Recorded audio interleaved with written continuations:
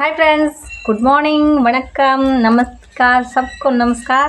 So இன்றைக்கி என்ன வீடியோனா, எல்லாருமே நல்லா இருப்பேன்னு நினைக்கிறேன். நானும் ரொம்ப ரொம்ப நல்லா இருக்கேன். ஸோ இன்றைக்கி என்ன வீடியோனா, இன்றைக்கி வீடியோக்கான காரணம் யாருன்னா, என்னோடய சப்ஸ்கிரைபர் தான். என் மேலே ரொம்ப ரொம்ப ரொம்ப பாசம் வச்சுருக்காங்க, என் மேலே ரொம்ப அக்கறையாக இருக்காங்க. ஸோ அவங்கள வச்சு தான் இன்றைக்கி வீடியோ. யாருன்னா தமிழ் கார்டன் என்னோடய சப்ஸ்கிரைபர் அவங்களுக்கு. ஸோ எனக்கு என் மேலே வந்து அவ்வளோ பாசம் வச்சு எனக்காக ரிஸ்க் எடுத்து எனக்கு அவ்வளோ அட்வைஸ் பண்ணியிருக்காங்க. ஸோ அவங்களுக்காக ரொம்ப ரொம்ப தேங்க்ஸ்.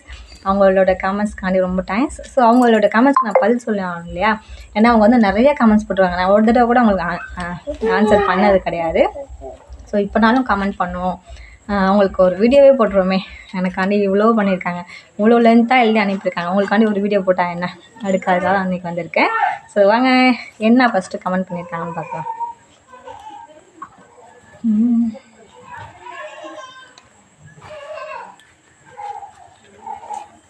ஃபஸ்ட்டு 3 months ஃபஸ்ட்டு வந்து ஒரு வீடியோ என்னோடய வீடியோக்கு வந்து கமெண்ட் போட்டிருக்கேங்க. ராஜ்பூத் மற்றும் ஜாட் இன மக்கள் பயங்கர ஜாதி வெறி மற்றும் மிகவும் பிற்போக்கான மத ஆச்சாரங்கள் கொண்ட மக்கள். ராஜ்புத்திர வம்சத்தில் வாக்கப்பட்டு போன நீங்கள் நல்லபடியாக வாழ இறைவனை வேண்டுகிறேன். பீகாரின் மேட்டுக்குடி வர்க்கமான இவர்களை சமாளிக்க இறைவன் உனக்கு தைரியத்தையும் புத்திசாலித்தனத்தையும் தர வேண்டுகிறேன். குழந்தைக்கு கண்டிப்பாக ஆங்கிலம் மற்றும் தமிழ் சரளமாக பேச எழுத கற்றுக்கொடு மகளை. அதுதான் உனது வாழ்க்கையின் முக்கிய கடமையாக இருக்க வேண்டும். உனது குழந்தையின் வளர்ச்சி உனது தனிப்பட்ட வளர்ச்சி இல்லை, தமிழ்நாட்டு மருமகளின் வளர்ச்சி. ஸோ அவளின் அறிவுக்கு திறமைக்கு கிடைத்த வளர்ச்சி என்பதை நினைவில் கோல். இது வந்து 3 months ஃபஸ்ட்டு. அதுக்கப்புறம் ஸோ இப்போ ரீசெண்டாக வந்து என்ன கமெண்ட்ஸ் போட்டிருக்காங்கன்னு பார்ப்போம்.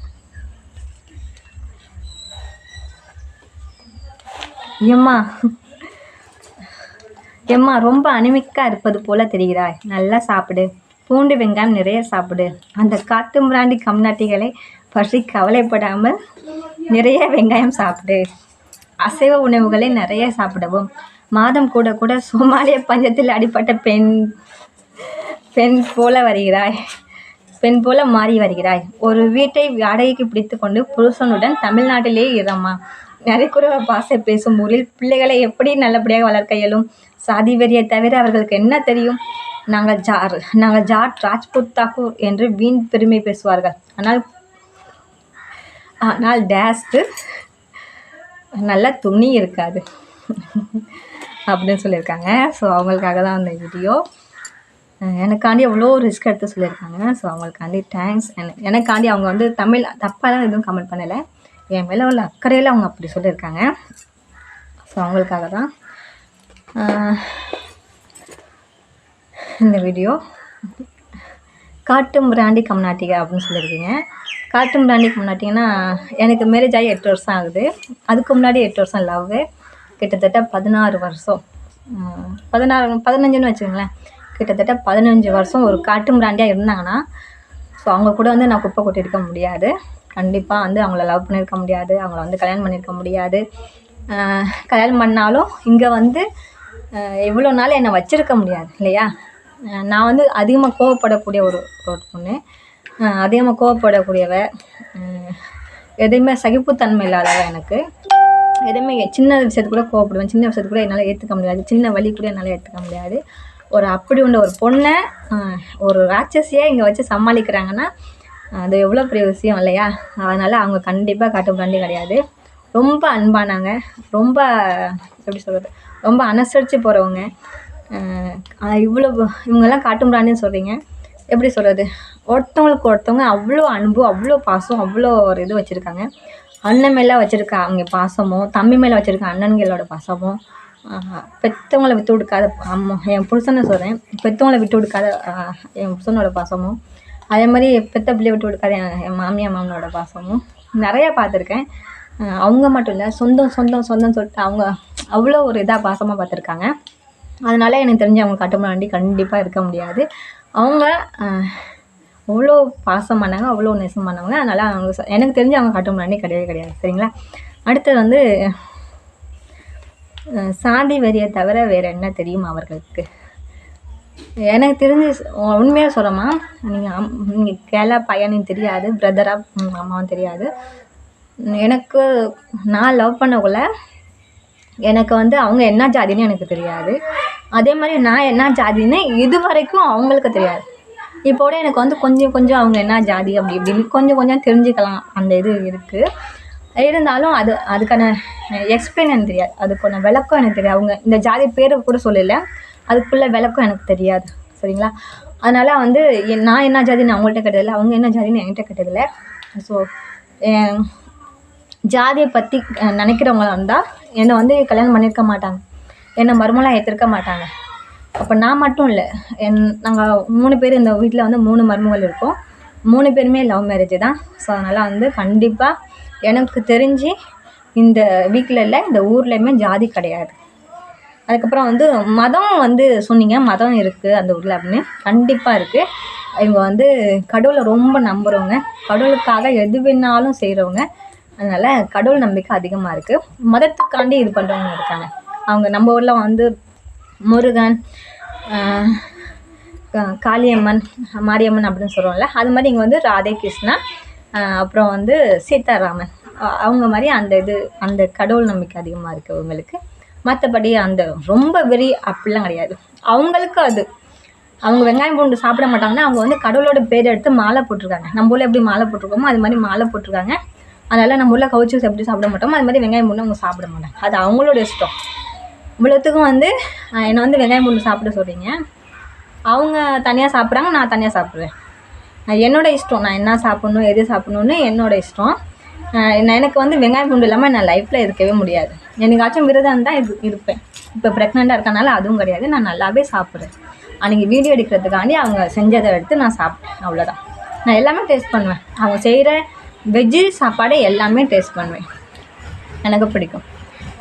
ஸோ அதனால் அவங்களுக்கு வந்து மதம் இது இருக்குது, சாதி வெறி கிடையாது. எனக்கு தெரிஞ்ச சாதி வெறியே கிடையாது, சாதி வெறியே இல்லை இந்த ஊரில். பிள்ளைகளை எப்படி நல்லபடியாக வளர்க்க முடியும் இவங்களுக்கு மத்தியில் அப்படின்னு சொல்லியிருக்கீங்க. அவ்வளோ பாசமாக இருக்காங்க, தாத்தா பாட்டி அப்படின்னு சொல்லி என் மகன் வந்து அவ்வளோ இதாக பார்த்துக்கிறாங்க. அவங்க என்னெல்லாம் சொல்லி கொடுக்கணுமோ, அவங்களால வந்து நாலேஜ் சொல்லிக் கொடுக்க முடியாது, எப்படி படிப்பு சொல்லிக் கொடுக்க முடியாது. இருந்தாலுமே ஒரு குழந்தைக்கு எப்படி இருக்கணும், அம்மாட்ட எப்படி பேசணும், பெரியவங்கள்ட்ட எப்படி பேசணும், இந்த வயசில் என்னென்னலாம் கற்றுக்கணும், ஸோ அதெல்லாம் வந்து ரொம்ப கிளியராக அவங்க சொல்லிக் கொடுக்குறாங்க. அதை விடையும் என்னை விட கவலைப்படுறது என் புருஷன். என் பிள்ளைய வந்து எப்படி படிக்க வைக்கணும், எங்கே படிக்க வைக்கணும், எந்த ஸ்கூலில் படிக்க வைக்கணும், அவனுக்கு என்னென்னலாம் வேணும் அப்படின்னு என்னை விட அதிகமாக கவலைப்படுறது வந்து இந்த காட்டு மிராண்டி கும்பல் தான், என் புருஷன் தான். ஸோ அதனால் வந்து எனக்கு கவலையே இல்லை, நம்பி அப்படின்னு நினச்சி கவலைப்படுறாங்க அப்படின்னு கவலையே இல்லை.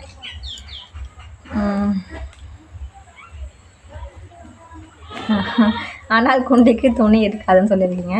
அப்படிலாம் இல்லைங்க, இவங்க வந்து ரொம்ப சிக்கனமானவங்க. இவங்கள்ட்ட வந்து எனக்கு தெரிஞ்சு எல்லார் வீட்லேயுமே விவசாய நிலம் வச்சுருக்காங்க, எல்லாருமே விவசாயம் பண்ணுறாங்க, எல்லாருமே அதுலேருந்து வர நெல்லை தான் வச்சு சாப்பிட்றாங்க.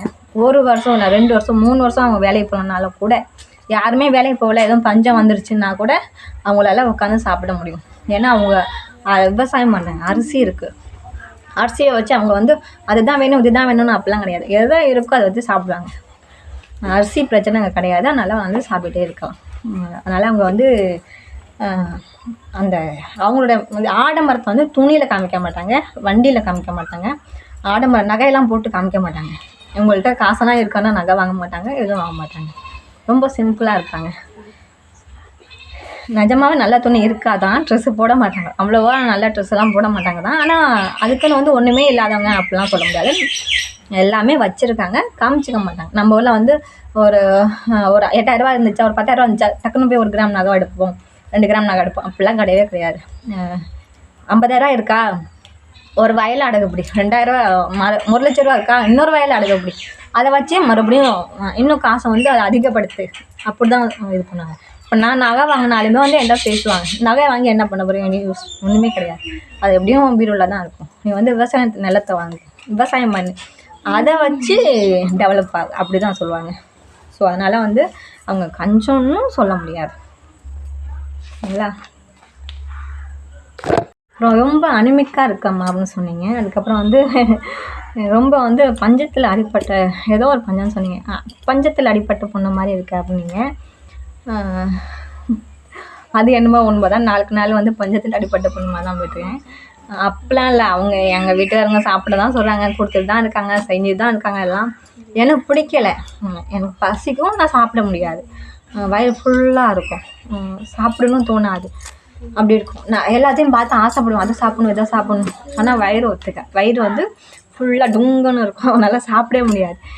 அதனால் நான் வந்து ரொம்ப வீக்காக ஆகிட்டேன். அதோடய எனக்கு வந்து இங்கே கரண்ட் இல்லை. கரண்ட் இல்லாததுக்கு இவங்க என்ன பண்ண முடியும்? பாவம் வயசானவங்க, இவங்க என்ன பண்ண முடியும்? இங்கே வந்து கரண்ட் இருக்காது அதிகமாக.